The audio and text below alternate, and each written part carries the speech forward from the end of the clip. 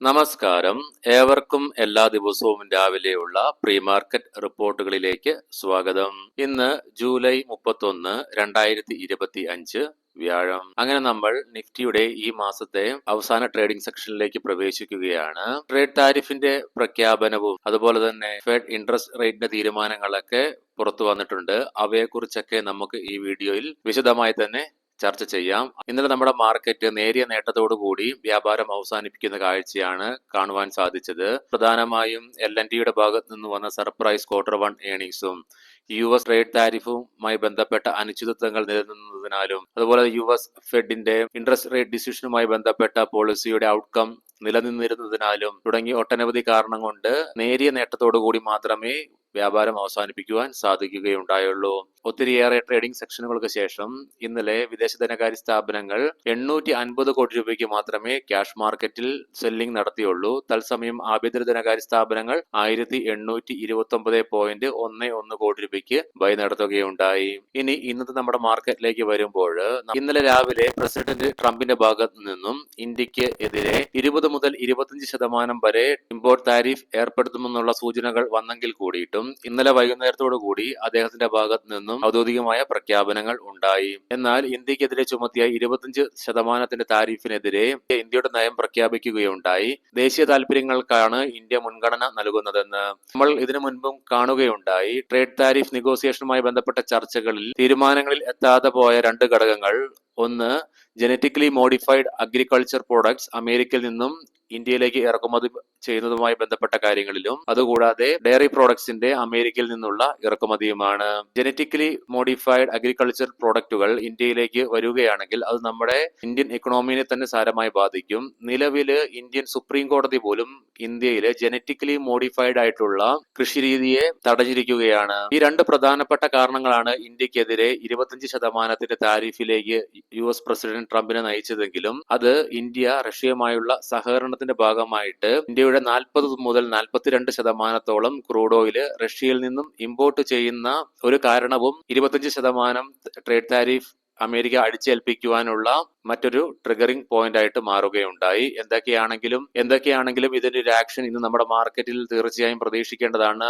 Gift നിഫ്റ്റിയുടെ നിലവിലെ indication പ്രകാരം 200 പോയിന്റുകളുടെ ചോർച്ച മാത്രമേ നമ്മളുടെ മാർക്കറ്റിൽ ദൃശ്യമാകുന്നുള്ളൂ. നിലവിൽ രാവിലെ 6 മണിയാണ് സമയം. ഇനി രാവിലെ നമ്മുടെ മാർക്കറ്റ് ഓപ്പൺ ആയിട്ട് വരുമ്പോഴേക്കും നമ്മുടെ മാർക്കറ്റ് എവിടെ ഓപ്പൺ ആകുമെന്നുള്ള കാര്യം നമ്മൾ കണ്ടു തന്നെ അറിയേണ്ടിയിരിക്കുന്നു.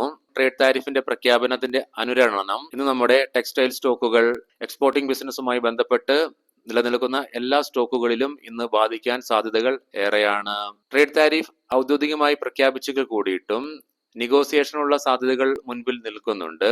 ട്രേഡ് താരിഫിന്റെ പ്രഖ്യാപനം വന്നത് മാർക്കറ്റ് പാർട്ടിസിപ്പൻസിനെ സംബന്ധിച്ചിടത്തോളം ഒരു പോസിറ്റീവായ കാര്യം തന്നെയാണ്. കാരണം മാർക്കറ്റിന് ഒരിക്കലും താങ്ങാൻ കഴിയാത്ത ഒരു കാര്യമാണ് അൺസർട്ടനിറ്റി. ട്രേഡ് താരിഫുമായി ബന്ധപ്പെട്ട അനിശ്ചിതത്വം 3-4 മാസങ്ങളായി നമ്മുടെ മാർക്കറ്റിലും ഗ്ലോബൽ മാർക്കറ്റിലൂടെയും കടന്നു പോകുന്ന കാഴ്ചയാണ് ദൃശ്യമായത്. അപ്രത്യക്ഷമാണെങ്കിൽ കൂടിയും പ്രത്യേകിച്ച് നിഫ്റ്റിയുടെ മന്ത്ലി എക്സ്പയറി ഒക്കെ നിലനിൽക്കുന്ന ഈ ദിവസം തന്നെ ഇതിന്റെ ഒരു ഇമ്പാക്ട് നമ്മുടെ മാർക്കറ്റിലേക്ക് വരുന്നത് നമ്മളെ കുറച്ച് സ്ട്രഗിൾ ചെയ്യിക്കുമെങ്കിൽ കൂടിയിട്ടും നമ്മുടെ മാർക്കറ്റിൽ 2-3 ദിവസത്തിന് ശേഷം മാർക്കറ്റ് ഒന്ന് സെറ്റിൽ ആയാൽ നമ്മുടെ മാർക്കറ്റിനെ സംബന്ധിച്ചിടത്തോളം ക്ലിയർ ആയിട്ടുള്ള ഒരു ഡയറക്ഷൻ ദൃശ്യമാകാൻ സാധ്യതകൾ ഏറെയാണ്. രണ്ടാമതായി ഇന്നലെ നമ്മൾ വെയിറ്റ് ചെയ്തിരുന്ന മറ്റൊരു പ്രധാനപ്പെട്ട ഇവന്റ് ആയിരുന്നു ഫെഡ് ഇൻട്രസ്റ്റ് റേറ്റ് ഡിസിഷനുമായി ബന്ധപ്പെട്ട തീരുമാനങ്ങൾ. ഫെഡ് ചെയർമാൻ ജെറോം പവലിന്റെ ഡിക്ലറേഷൻ പ്രകാരം ഇൻട്രസ്റ്റ് റേറ്റുകൾ അൺചേഞ്ച്ഡ് ആയിട്ട് തന്നെ നിലനിർത്തുകയുണ്ടായി. ട്രേഡ് താരിഫുമായി ബന്ധപ്പെട്ട ഭീഷണി മൂലം ഇൻഫ്ലേഷൻ വർദ്ധിക്കുവാനുള്ള സാധ്യതകൾ ഉള്ളതിനാലാണ് പൊളിറ്റിക്കൽ പ്രഷർ ഉണ്ടായെങ്കിൽ കൂടിയിട്ടും ഫെഡിന്റെ ഭാഗത്ത് നിന്നും ഇൻട്രസ്റ്റ് റേറ്റുകൾ അൺചേഞ്ച്ഡ് ആയിട്ട് 4.25-ന്റെയും 4.5-ന്റെയും ഇടയിൽ അൺചേഞ്ച്ഡ് ആയിട്ട് സ്റ്റഡി ആയിട്ട് നിലനിർത്തുവാൻ പ്രേരിപ്പിച്ച ഘടകമായി മാറിയതെന്നുള്ള സ്റ്റേറ്റ്മെന്റ് ആണ് വരുന്നത്. ഇനി ഇന്നത്തെ നമ്മുടെ മാർക്കറ്റിലേക്ക് വന്നു കഴിയുമ്പോൾ ട്രേഡ് താരിഫുമായി ബന്ധപ്പെട്ട പ്രഖ്യാപനം ഔദ്യോഗികമായി വന്നതോടുകൂടിയിട്ട് ഇന്ന് ടെക്നിക്കലി മറ്റു ഫാക്ടേഴ്സിനെ ബേസ് ചെയ്തിട്ടുള്ള ഒരു മൂവ്മെന്റ് ആയിരിക്കുകയില്ല ഇന്ന് നമ്മുടെ മാർക്കറ്റിന്റെ ഗതിയെ നിർണ്ണയിക്കുന്നത്. മാർക്കറ്റ് ഇന്ന് ഇറാഷണലി ബിഹേവ് ചെയ്യാനുള്ള സാധ്യതകൾ ഏറെയുണ്ട്. എന്നിരുന്നാൽ കൂടിയും ഇന്നലെ നമ്മുടെ മാർക്കറ്റിൽ ദൃശ്യമായത് അതിന്റെ മിഡ് ഡേ മൂവിംഗ് ആവറേജ് ആയ 50-ഡേ EMA, അതായത് 24,950, അതുപോലെ തന്നെ 100 ഡേ EMA 24,600 എന്ന ലെവലുകൾക്ക് ഇടയിലുള്ള ഒരു ട്രേഡിംഗ് സെക്ഷൻ ആയിരുന്നു ഇന്നലെ ദൃശ്യമായതെങ്കിലും ഇന്ന് നിഫ്റ്റിയെ സംബന്ധിച്ചിടത്തോളം 24,600 എന്ന ലെവൽ വളരെ ക്രൂഷ്യലാണ്. കാരണം 100 ഡേ EMA ഈ ഒരു ലെവലിലാണ് നിലനിൽക്കുന്നത്. ഇന്നത്തെ നമ്മുടെ മാർക്കറ്റിന്റെ സാഹചര്യത്തിൽ നിഫ്റ്റി 24,600 എന്ന ലെവലിന് മുകളിൽ ഓപ്പൺ ആവുമോ അല്ലെങ്കിൽ താഴെയായിരിക്കുമോ എന്നൊന്നും നമുക്ക് മുൻകൂട്ടി പറയുവാനായിട്ട് സാധിക്കുകയില്ല ഇന്നത്തെ പ്രത്യേക സിറ്റുവേഷൻ കാരണം. നിഫ്റ്റി 24,600, 24,650 എന്നീ ലെവലുകൾ എന്തെങ്കിലും കാരണവശാൽ നിലനിർത്തുവാൻ സാധിക്കുകയാണെങ്കിൽ നിഫ്റ്റിയെ സംബന്ധിച്ചിടത്തോളം 24,950 എന്ന ലെവല് നിലനിർത്തിക്കൊണ്ട് നിഫ്റ്റിക്ക് മുന്നോട്ട് ഒരു കുതിപ്പിന് സാധ്യമാവുകയാണെങ്കിൽ 24,950 മറികടന്നുകൊണ്ട് അതിനു മുകളിൽ ക്ലോസിംഗ് രേഖപ്പെടുത്തുവാൻ സാധിക്കുകയാണെങ്കിൽ അനലിസ്റ്റുകളുടെ അഭിപ്രായ പ്രകാരം നിഫ്റ്റിക്ക് വരും ദിവസങ്ങളിൽ 25,150, 25,250 എന്ന ലെവലുകളിലേക്ക് എത്തിച്ചേരാനുള്ള സാധ്യതകൾ ഉണ്ടെന്നും പറയപ്പെടുന്നു. എന്നാൽ നിഫ്റ്റി 100 ഡേ EMA ആയ 24,600 എന്ന ലെവൽ ഭേദിച്ച് സൈക്കോളജിക്കൽ സപ്പോർട്ടായ 24,500 എന്ന ലെവൽ ഭേദിക്കുകയാണെങ്കിൽ മാർക്കറ്റിൽ ഹ്യൂജ് സെല്ലിംഗ് പ്രഷർ അനുഭവപ്പെട്ടേക്കാമെന്നുമുള്ള അഭിപ്രായങ്ങളുണ്ട്. ഇതൊക്കെ അനലിസ്റ്റുകളുടെ അഭിപ്രായമാണ്.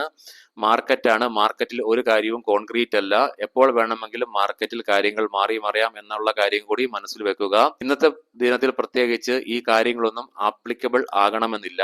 കാരണം ഇന്നത്തെ മാർക്കറ്റിലെ ആക്ഷൻസ് നമ്മൾ കണ്ടു തന്നെ അറിയേണ്ടിയിരിക്കുന്നു. എന്നിരുന്നാലും എഡ്യൂക്കേഷൻ പർപ്പസിന് വേണ്ടിയിട്ടാണ് ഇന്ന് ഈ ലെവലുകൾ വിശദീകരിക്കുകയുണ്ടായത്. എല്ലാവരും ഇന്നത്തെ ദിനത്തിൽ വളരെ കോൺഷ്യസ് ആകാൻ വേണ്ടി ശ്രമിക്കുക. സ്റ്റോപ്പ് ലോസ് ഒക്കെ പ്രോപ്പർ ആയിട്ട് തന്നെ വെക്കുക. മാർക്കറ്റിനെയൊക്കെ മൈൽഡ് ആയിട്ട് സമീപിക്കുന്നവരെ സംബന്ധിച്ചിടത്തോളം ഇന്ന് എക്സിറ്റ് ചെയ്യാനുള്ള ഒരു അവസരം ലഭിക്കുകയാണെങ്കിൽ ട്രേഡ് എക്സിറ്റ് ആയിട്ട് മനസമാധാനത്തോടെ ഇരിക്കുന്നതായിരിക്കും നമ്മുടെ ക്യാപിറ്റലിനെ സംബന്ധിച്ചിടത്തോളവും നമ്മുടെ ആരോഗ്യത്തെ സംബന്ധിച്ചിടത്തോളവും ഇന്ന് നല്ലതായിട്ട് വരാൻ സാധ്യതകൾ ഏറെയുള്ളത്. Hindustan Unilever, Maruti Suzuki India, coal India, Eicher motors, sun pharmaceuticals, Adani enterprises, Ambuja cements, Swiggy, PB fintech, one MobiKwik system, TVS motors company, Vedanta, Aarti industries, chalet hotels, Chambal fertilisers, സാബ India, Emami, ICRA, JSW energy, doctor Lal Path labs, mankind pharma തുടങ്ങി പ്രധാനപ്പെട്ട കമ്പനികൾ ഇന്ന് അവയുടെ Q1 ഏർണിംഗ്സ് പ്രസിദ്ധീകരിക്കുന്നുണ്ട്. അതുപോലെ തന്നെ പുതിയ റിപ്പോർട്ടുകൾ വരുന്ന പ്രകാരം സെബി കൺഫേം ചെയ്തു ജെൻസോൾ ഫ്രോഡുമായി ബന്ധപ്പെട്ട് പ്രൊമോട്ടേഴ്സ് ഫണ്ട് ഡൈവേർട്ട് ചെയ്തു എന്നുള്ള കാര്യത്തിൽ.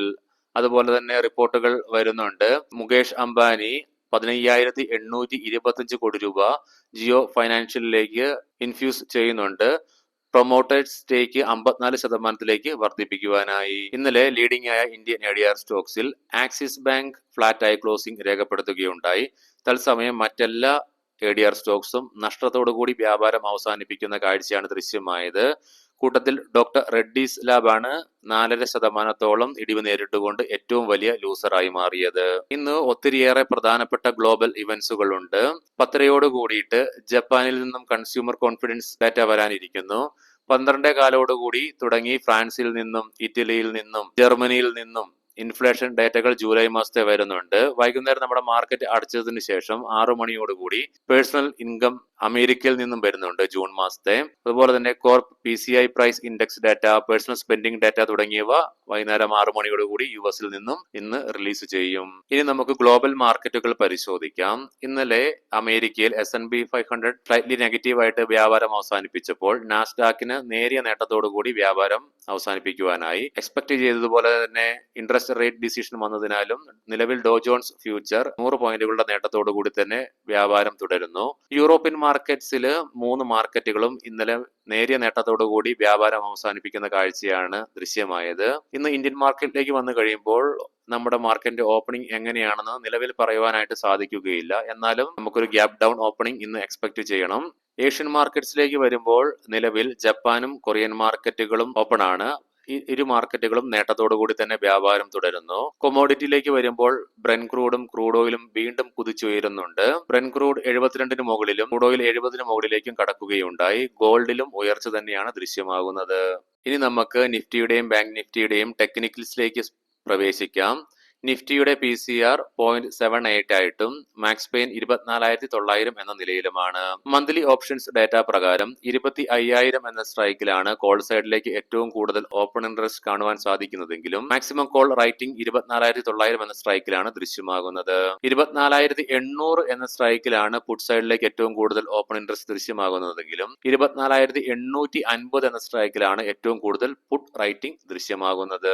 ബാങ്ക് നിഫ്റ്റിയുടെ PCR 0.59 ആയി അൾട്രാ ബെയറിഷ് ആയിട്ട് നിലനിൽക്കുന്നു. മാക്സ് പെയിൻ 56,300 എന്ന നിലയിലും. മന്ത്ലി ഓപ്ഷൻസ് ഡാറ്റ പ്രകാരം 57,000 എന്ന സ്ട്രൈക്കിലാണ് കോൾ സൈഡിൽ ഏറ്റവും കൂടുതൽ ഓപ്പൺ ഇൻട്രസ്റ്റ് ദൃശ്യമാകുന്നതെങ്കിലും മാക്സിമം കോൾ റൈറ്റിംഗ് കാണുന്നത് 56,200 എന്ന സ്ട്രൈക്കിലാണ്. 56,000 എന്ന സ്ട്രൈക്കിലാണ് ഏറ്റവും കൂടുതൽ ഓപ്പൺ ഇൻട്രസ്റ്റ് പുട്ട് സൈഡിലേക്ക് ദൃശ്യമാകുന്നതെങ്കിലും 56,200 എന്ന സ്ട്രൈക്കിലാണ് ഏറ്റവും കൂടുതൽ പുട്ട് റൈറ്റിംഗ് കാണുവാനായിട്ട് സാധിക്കുന്നത്. ഇനി നമുക്ക് ഇന്നത്തെ പ്രധാനപ്പെട്ട സ്റ്റോക്കിംഗ് ന്യൂസുകൾ പരിശോധിക്കാം. മുൻകൂട്ടി ഓർമ്മിപ്പിച്ചുകൊള്ളട്ടെ, ഇതൊരു ബൈ ഓർ സെൽ റെക്കമെൻഡേഷൻ അല്ല. ടാറ്റ സ്റ്റീൽ പറയുന്ന റിസൾട്ടുകളൊക്കെ Q1 ഏർണിംഗ്സിന്റെയാണ്, ഇയർ ഓൺ ഇയർ ആണ് പറയുന്നത്. പ്രോഫിറ്റിൽ 118.5% വർധനവ് രേഖപ്പെടുത്തുകയുണ്ടായി. തത്സമയം റവന്യൂവിൽ 2.9% ഇടിവ് നേരിടുകയുണ്ടായി. മഹീന്ദ്ര ആൻഡ് മഹീന്ദ്ര പ്രോഫിറ്റിൽ 24.4% വർധനവ് രേഖപ്പെടുത്തുകയുണ്ടായി. തത്സമയം റവന്യൂ 22.8% ഉയർച്ചയും രേഖപ്പെടുത്തി. ഇന്റർഗ്ലോബ് ഏവിയേഷൻ പ്രോഫിറ്റിൽ 20.2% ഇടിവ് രേഖപ്പെടുത്തുകയുണ്ടായി. തത്സമയം റവന്യൂവിൽ 4.7% ഉയർച്ച രേഖപ്പെടുത്തി. IIFL ഫൈനാൻസ് പ്രോഫിറ്റിൽ 19% ഇടിവ് റിപ്പോർട്ട് ചെയ്യുകയുണ്ടായി. തത്സമയം റവന്യൂവിൽ 12.7% വർധനവും രേഖപ്പെടുത്തി. റിലാക്സോ ഫുഡ് വെയേഴ്സ് പ്രോഫിറ്റിൽ 10.2% ഉയർച്ച രേഖപ്പെടുത്തി. തത്സമയം റവന്യൂവിൽ 12% ഇടിവാണ് രേഖപ്പെടുത്തുകയുണ്ടായത്.